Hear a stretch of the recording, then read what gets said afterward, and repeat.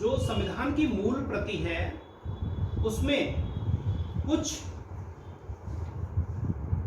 Art draw की गई है, चित्र बनाए गए हैं और ये चित्र भारतीय संस्कृति से रचे बसे हैं। भारतीय संस्कृति में जो वसुधैव कुटुंबकम का जो आदर्श है वो उसमें दिखता है। बेसिकली इसमें राम राज्य की चूंकि कल्पना की गई है, इसमें संविधान निर्माण करके भारत में एक आदर्श राज्य हुआ करता था, दैट इज द राम राज्य। उस राम राज्य की चूंकि कल्पना की गई है, इसलिए संविधान की जो मूल प्रति है उसमें राम, लक्ष्मण और सीता का चित्र बनाया गया है, उकेरा गया है। ठीक है, मेरी बात को आप समझ लेंगे। कभी भी आपसे कोई अगर ये प्रश्न पुटअप करेगा और आपसे ये कहेगा कि राम, लक्ष्मण, सीता का चित्र का उसमें निकाला गया है, रखा गया है, तो ये एक धार्मिक पुस्तक हो गई है, तो फिर कैसे कहा जा सकता है कि जो इंडियन कॉन्स्टिट्यूशन है वो सेक्युलर कॉन्स्टिट्यूशन है। इसमें तो प्रारंभ में ही ये सारी चीजें दिख गई हैं। सेक्युलरिज्म तो पहले पेज से ही नहीं दिखता, अंदर सेक्युलरिज्म देखकर हम क्या करें। तो इस वजह से मैं आपको बोल रहा हूं कि आप इसके बारे में राम, लक्ष्मण, सीता का जो चित्र है वो क्यों रखा गया है, क्यों उसमें ड्राफ्ट किया, उसके पीछे रीजन ये है। यद्यपि उसमें बुद्ध के कुछ चित्र भी मिलेंगे, जैन धर्म से रिलेटेड भी मिलेंगे, ये भी मिलते हैं, लेकिन पहले पेज पर इसको रखा गया क्यों?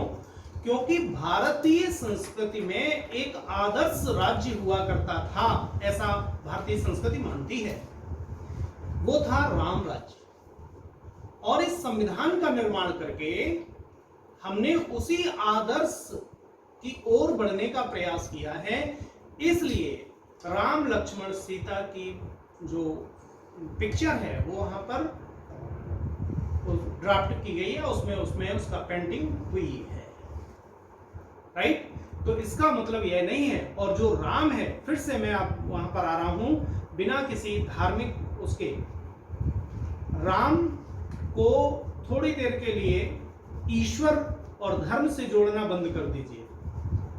राम जो है वो भारत के एक शासक हैं और उन्होंने भारत में एक बहुत ही अच्छी शासन व्यवस्था दी, भारतीय संस्कृति का प्रतिनिधित्व कर रहे हैं। भारत में जो संस्कृति है उसका प्रतिनिधित्व कर रहे हैं, एक आदर्श संस्कृति का प्रतिनिधित्व किया जा रहा है।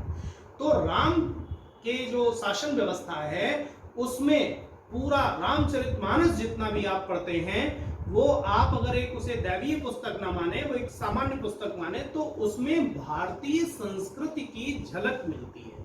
और वो समस्त जो झलक है वो भारतीय संस्कृति का आदर्श है। उसमें बताया गया है कि अगर किसी के जीवन में पत्नी हो तो कैसी हो, किसी का अगर भाई हो तो कैसा हो, और पुत्र हो तो कैसा हो। पुत्र राम सा, पत्नी सीता सी, उर्मिला सी, और जो भाई है वो लक्ष्मण का जैसा, और जो राज्य है वो राम जैसा। कितना न्यायप्रिय राज्य है, सोचने का विषय यहां पर ये, कितना न्यायप्रिय राज्य है कि राज्य की जो जनता है उस जनता की आवाज पर जो व्यक्ति अपनी पत्नी को अपने आप से अलग कर सकता है, पत्नी का मतलब है वो उसका प्राण है, राम का प्राण है सीता।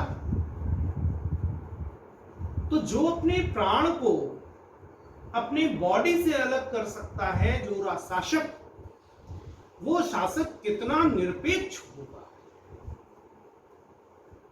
इसलिए राम राज्य के आदर्श की कल्पना की जाती है। इसलिए बार बार ये कहा जाता है कि भारत में राम राज्य की स्थापना करेंगे। ये संविधान के आदर्श हैं। और अगर कोई व्यक्ति ये कहता है कि अगर किसी ने कहा कि भारत में राम राज्य की स्थापना हम कर रहे हैं और उसको धर्म के चश्मे से कोई देखता है और ये कहता है कि ऐसा कहने वाला व्यक्ति संविधान को तोड़ मरोड़ कर प्रस्तुत कर रहा है, संविधान को नहीं समझता, संविधान को फॉलो नहीं कर रहा, तो हकीकत यह है कि जो व्यक्ति ये कह रहा है वो संविधान को नहीं जानता। ठीक है। तो भारतीय जो संविधान है उसमें राम राज्य की कल्पना की, आदर्श राज्य है ये, इसलिए हमने ये आपसे बात की। ठीक है ना। तो आपको यहां से लेकर इंटरव्यू बोर्ड तक ये प्रश्न परेशान कर सकता है कि भारत को एक सेक्युलर राष्ट्र घोषित किया गया और उसका पहला ही पेज है, उसमें अगर आपसे पूछा गया उसमें किसका चित्र है, आपने कह दिया राम लक्ष्मण सीता का, तो पूछा जा सकता है कि भारत एक सेक्युलर स्टेट है और उसमें पहली पिक्चर ये दे दी गई, तो कैसे आप कह सकते हैं it is a secular state. तो उस पर आपका ये तर्क है कि वो सेक्युलरिज्म को प्रभावित नहीं करता, वो इसलिए पिक्चर है क्योंकि भारतीय संस्कृति का परिचय है, भारत का आदर्श है और हमने भी उसी आदर्श की स्थापना की है भारत में। तो उसे धार्मिक चश्मे से नहीं देखा जाए।